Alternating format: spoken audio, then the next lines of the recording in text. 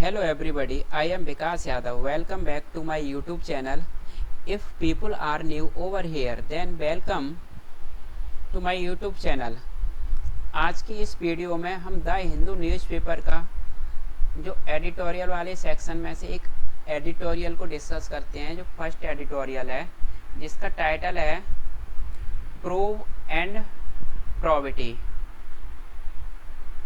देखो, प्रूव का मतलब होता है इन्वेस्टिगेशन और प्रोबिटी का मतलब होता है ऑनेस्टी। तो जो इन्वेस्टिगेशन है, जो जांच है, बड़ी ईमानदारी से, ऑनेस्टी से होनी चाहिए। ये कहाँ पर बात कर रहा है जांच इन्वेस्टिगेशन को ऑनेस्टी से होने की? INVESTIGATION। तो ये ऑन लगा के बता रहा है on the evolution of Andhra Pradesh state skill development corporation scheme case में।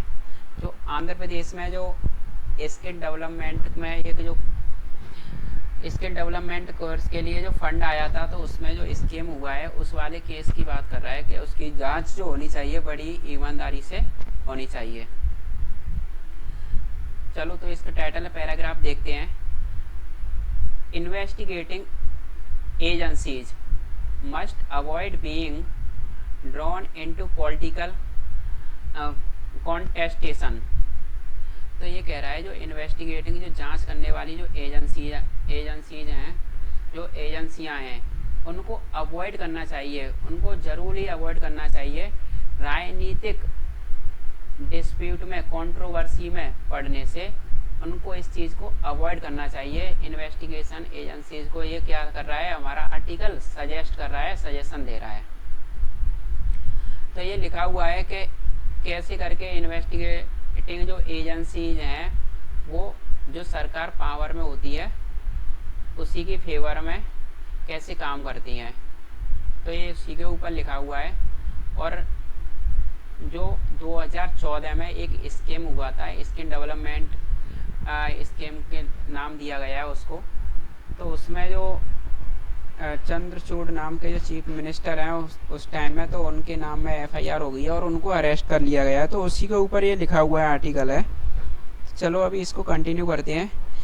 और इससे पहले अगर आप चाहते हो इंग्लिश पे अपनी पकड़ बनाना, तो हमें इसमें 4 काम क्या करने होंगे। सबसे पहले हमें सेंटेंस का सब्जेक्ट पकड़ना होगा और एक वर्ब को पकड़ना होगा। सब्जेक्ट और वर्ब को पकड़ने के बाद उसके हम टेंस को पहचानेंगे, कौन सा टेंस है, फिर उसकी वॉइस, कौन सा वॉइस। तो अगर ये 4 आप काम करते हो तो आपकी इंग्लिश पे बहुत मजबूत पकड़ बनेगी। अब जैसे ये सेंटेंस है, इसमें इन्वेस्टिगेटिंग एजेंसी सब्जेक्ट है आपका, और ये मस्ट अवॉइड, ये क्या है, आपकी वर्ब है। ठीक है। और ये पैसिव वॉइस में है। और ये can, could, may, might, must, ये कौन सी होती हैं, मॉडल होती हैं। तो ये इनका मॉडल का यूज किया गया है। और मॉडल अपने बाद में हमेशा वर्ब की बेस फॉर्म लेती हैं। जो अवॉइड है बेस फॉर्म है। ठीक है। अब ये क्या कह रहा है, shifting through allegations of corruption and malfeasance against politicians, especially those in opposition after case are filed by the successor government in Indian states is not exercise।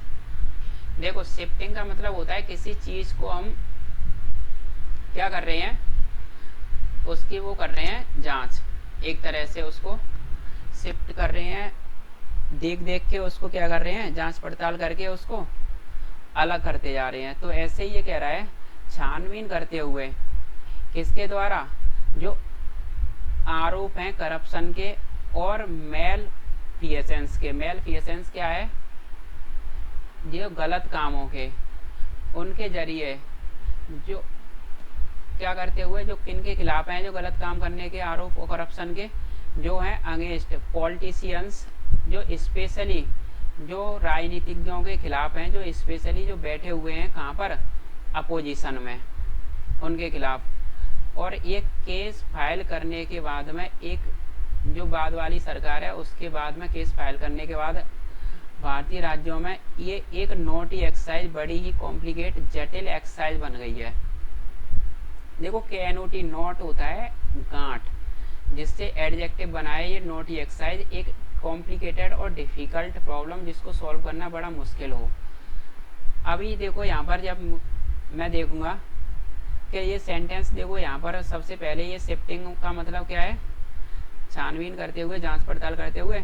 फिर इसके बाद में ये थ्रो से जुड़ा है, थ्रो से शुरू हुआ है जो एडिशनल इन्फॉर्मेशन दे रहा है, तो एडिशनल इन्फॉर्मेशन दे रहा है। फिर यहाँ पर देखो ये आफ्टर से शुरू हुआ है, इसके बारे में एडिशनल इन्फॉर्मेशन दे रहा है।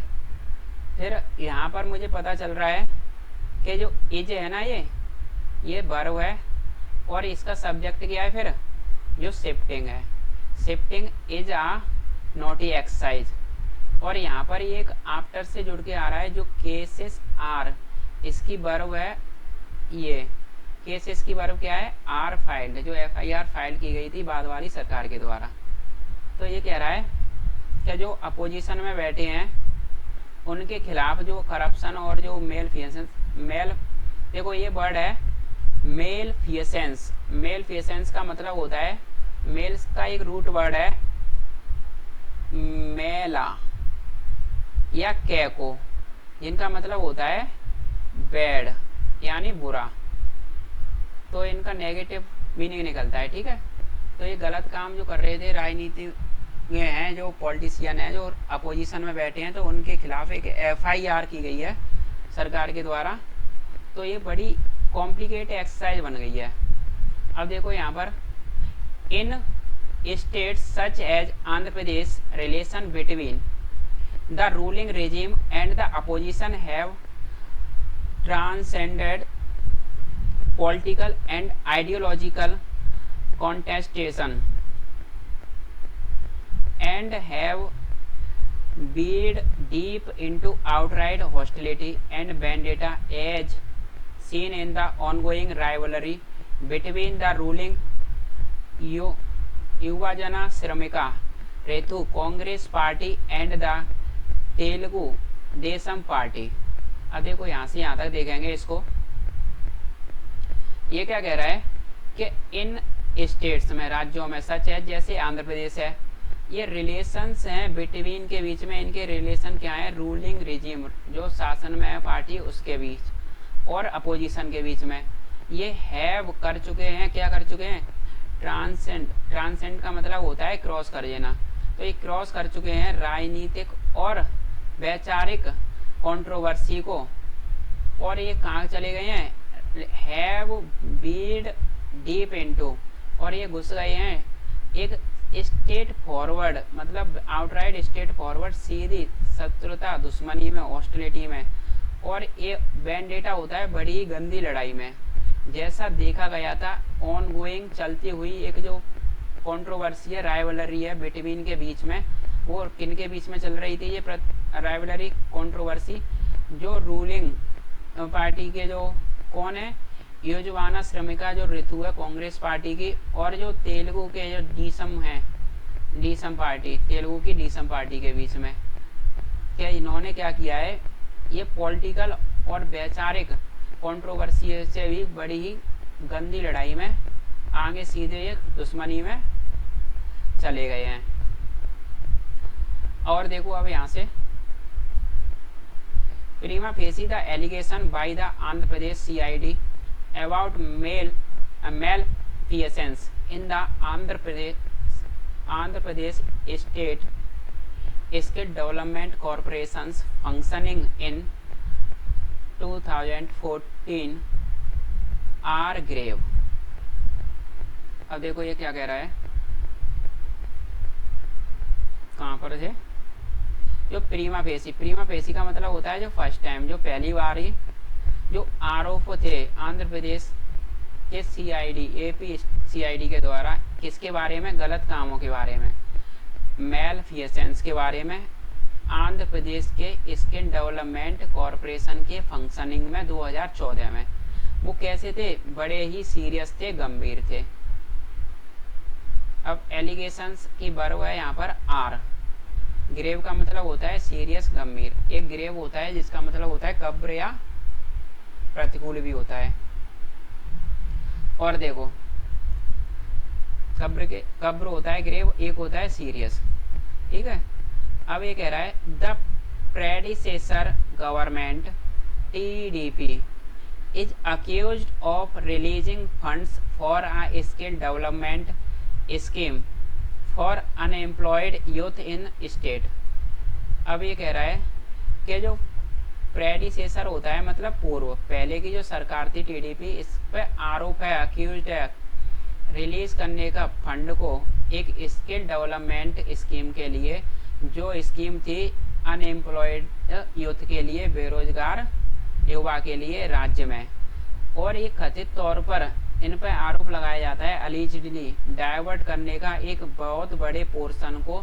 और किसको डाइवर्ट किया था, टू लगा के बता रहा है, सेल कंपनीज को। सेल कंपनीज होती हैं जो फेक कंपनीज थी, जो बेस्ड ऑन है फेक इनवॉइसेस पर, जो आधारित है फेक यानी नकली बिलों पर। इवन एज, यहाँ तक जो प्राइवेट पार्टनर जो एंटिटीज हैं वो भी क्या कर रहे थे, विच वर रोब्ड इन, उनको भी शामिल कर लिया गया था इन्वेस्ट करने में अब इन द स्कीम में।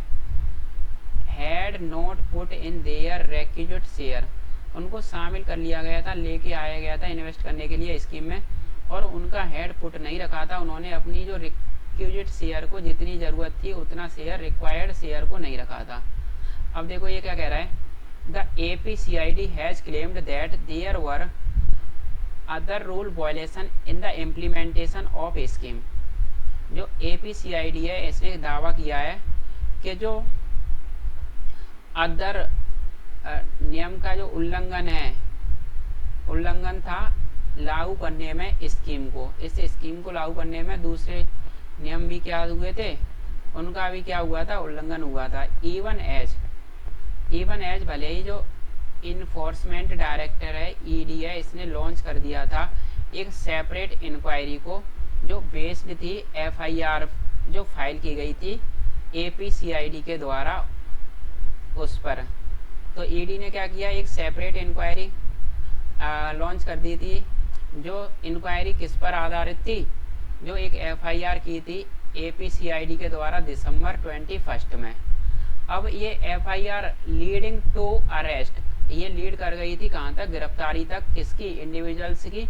इंडिविजुअल्स कौन थे, किसी भी इंडिविजुअल व्यक्ति की जो हु हैड, जिन पर परपोटेडली कथित तौर पर जो बेनिफिटेड थे। कहाँ से वे बेनिफिटेड थे, बेनिफिटेड थे मतलब जिनको फायदा हो चुका था, कहाँ से, ट्रांसफर करने से मनी का, सरकार से ट्रांसफर करने से मनी का। तो उनको अरेस्ट करने तक ये लीड कर गई थी 2021 में, जो दिसंबर में एफआईआर की गई थी। और देखो फिर ये क्या बता रहा है, the APCID has now named the former chief minister N Chandrababu Naidu TDP as the prime accused leading to his arrest. अब देखो ये कह रहा है जो एपीसीआईडी है इन्होंने नाम लिया गया था, फॉर्मर चीफ मिनिस्टर जो हैं, पीसीआईडी ने क्या किया था, former chief minister N Chandrababu का नाम लिया था एज के रूप में प्राइम, मतलब ये मुख्य आरोपी हैं और ये लीड करते हैं अरेस्ट करने तक, उनकी गिरफ्तारी तक। और इसके साथ ही उनकी जो इकोनॉमिक जो आर्थिक जो अपराध हैं वो being offences being seeking to establish the link between him and other private beneficiaries of government's release of money for the scheme। तो वो क्या कर रहे हैं, इनके जो इकोनॉमिक अपराध हैं उनके बीच में इस्टेब्लिश कर रहे हैं, स्थापित कर रहे हैं लिंक स्थापित करने की कोशिश कर रहे हैं उनके और दूसरे उनके जो प्राइवेट जो लाभार्थी हैं उनके बीच में, ऑफ का सरकार के रिलीज करने का मनी को फॉर के लिए, स्कीम के लिए। तो अभी ये क्या कर रहा है कि इनके जो कोशिश कर रहा है उनके बीच में जो लेन देन हुआ है, इनके जो अदर प्राइवेट जो दूसरे लाभार्थी हैं, जो सरकार की जो पैसा जो रिलीज किया गया था इस स्कीम के लिए उसमें। अब देखो ये बता रहा है, a look at the evolution of the case, एक जो लुक है, एक नज़र है मूल्यांकन पर इस केस के, किसके साथ में, मिस्टर नायडू के साइट में। Mister Naidu being named prime accused, जो मिस्टर नायडू को प्राइम अक्यूज्ड बताया गया है हाल ही में, ओनली रिसेंटली। ठीक है, और देखो ये क्या कह रहा है अब। हाँ, raises the suspicion of whether political vendetta is also guiding the investigation। और मिस्टर नायडू ने रेज करते हैं द सस्पिशियन, संदेह के वेदर ऑफ का, ऑफ वेदर हाँ के ना का, के जो पॉलिटिकल जो राजनीतिक जो लड़ाई है इज ऑल्सो, ये गाइडिंग भी कर रही है किसको, इन्वेस्टिगेशन को भी, जांच को भी, irrespective of the merits of the case, के संदर्भ में, यानी जो केस के संदर्भ में जाने बिना, केस की मतलब मेरिट्स यानी केस की अच्छाई और बुराई को जाने बिना, his incarnation will be seen, उनका जो, उन्हें क्या कर दिया गया था, विल बी सीन कर दिया गया था, in the light of the zealousness of agency such as ED to use arrest specially those involving the political opposition. तो ये कह रहा है कि केस को बिना जाने हुए इनकारनेशन, उनको क्या कर दिया, जेल भेज दिया गया था, किसके उसमें जेल भेज दिया गया था, in the light of the zealousness, यानी बड़े ही एजेंसी का जो जोश, बड़ा ही एंथुजियाज्म के साथ में क्या कर दिया था, उनको इनकारनेशन में देखा जाएगा, सच है जैसे ईडी यूज करती है अरेस्ट करने के लिए, स्पेशली खास तौर पर दो जो इन्वॉल्व करते हैं, शामिल होते हैं कहाँ पर, पॉलिटिकल राजनीतिक अपोजिशन में उनको अरेस्ट कर लेती है ईडी। तो एज अ पॉलिटिकल वीपन की तरह, एक राजनीतिक हथियार की तरह पे बहुत सारे वेरियस केसेस में, तो एक ईडी क्या करती है, अरेस्ट कर लेती है किसी भी अपोजिशन वाले लीडर को राजनीतिक हथियार की तरफ से। तो ऐसे ही केस को बिना जाने इन्होंने क्या कर दिया है, चीफ मिनिस्टर को अरेस्ट कर लिया है बड़े ही एंथुजियाज्म के साथ में। अब ये आगे बता रहा है, rather than relying on documentary evidence in its investigation, rely on मतलब भरोसा करने के बजाय डॉक्यूमेंट्री एविडेंस पर उसकी जांचों के, ED recourse to high profile arrest is now being replicated by state agency as well. तो बिना है ना उनके डॉक्यूमेंट जो डॉक्यूमेंट्री जो एविडेंस है, साक्ष्य है, उनको इन्वेस्टिगेशन करे हुए, इन्वेस्टिगेशन के जांच के ईडी ने रिकोर्स किया है, पुनः अपना लिया है, जो हाई प्रोफाइल जो अरेस्ट कर लिया है, गिरफ्तार कर लिया है चीफ मिनिस्टर को, इज नाउ बीइंग, अब ये क्या है, इज नाउ जो इज बीइंग कर देगा, रेप्लिकेटेड कर देगा, बदल देगा स्टेट एजेंसीज को भी। अब जो स्टेट में जो एजेंसी है वो भी इसी तरह से गिरफ्तार करेंगी ईडी की तरह से, तो ये इसको बदल देगा, रेप्लिकेट कर देगा। अब ये कह रहा है, the onus is now on the APCID to establish a clear link between Mr Naidu and alleged irregularities in the scheme. ये कह रहा है जो ऑनस है, जिम्मेदारी है अब किसकी, कि APCID की, वो इस्टेब्लिश करे एक स्पष्ट लिंक मिस्टर नायडू और जो अलीज्ड कथित तौर पर जो अनियमितताएं, इरेगुलरिटीज हैं स्कीम में, उनके बीच में। Dealing with malfeasance and corruption cases is no easy task for state agency. निपटना, डील विथ करना, निपटना गलत कामों से और करप्शन के मामलों से, ये कोई इजी टास्क नहीं है स्टेट एजेंसियों के लिए। But if they are to tackle, यदि वो टैकल करते हैं समस्याओं को करप्शन की इन द गवर्नेंस यानी प्रशासन में, तो ऐसी एजेंसियां, सच agencies must not be seen to be doing the widening of the party in power. तो एजेंसियों को मस्ट नॉट बी सीन, नहीं देखा जाना चाहिए, टू बी डूइंग करते हुए जो पार्टी पावर में है उसकी बोली लगाते हुए या उसकी सुनते हुए। Else such action only result in the cynicism of electorate about corruption and erode their trust in the institutions. As such, अन्य ऐसे एक्शंस जो केवल रिजल्ट इन होते हैं, जो परिणाम में निकल के आते हैं, रिजल्ट इन होते हैं कैसे परिणाम में, एक डाउटफुल में। सिनिसिज्म का मतलब होता है डाउटफुल, रिजल्ट इन होते हैं कैसे परिणाम में निकल के आते हैं, डाउटफुल में, ऑफ के जो वोटर्स के, इलेक्टोरेट होते हैं जो वोट देते हैं, वोटर्स होते हैं, अबाउट के बारे में, करप्शन के बारे में, और ये ख़त्म कर देते हैं उनके विश्वास को इनमें, ऐसे इंस्टीट्यूशंस में। तो यही कह रहा है कि जो ऐसे एक्शन डाउटफुल है ना निकल के आते हैं, क्योंकि वोटर्स को इससे क्या हो जाता है, डाउट हो जाता है, और वो क्या समझते हैं करप्शन के बारे में, और ये ख़त्म कर देते हैं अपने विश्वास को ऐसे संस्थाओं में, ऐसी इंस्टीट्यूशंस में। तो आज का सेशन यहीं पर रैप अप करते हैं।